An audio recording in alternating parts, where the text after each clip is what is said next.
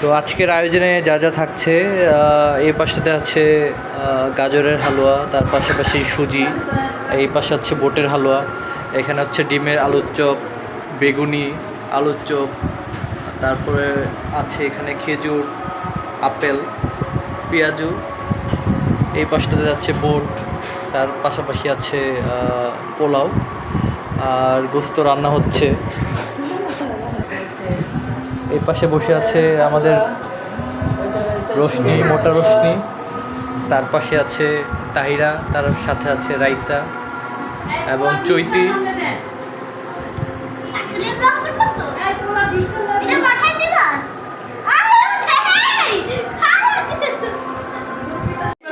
দেখুন সাথে গাজর হালুয়া খাচ্ছে আর হচ্ছে আলুর চপ।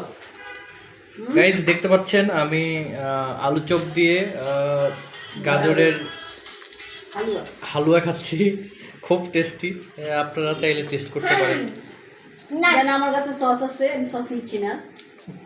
এর পাশে সস আছে, সসের থেকে গাজরের হালুয়াটা সবচেয়ে ভালো। তাও রোজা রাখে নাই।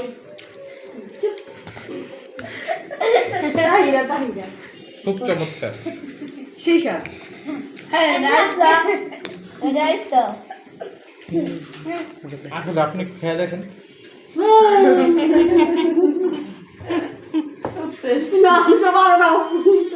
করে দাও, অফ করে দাও।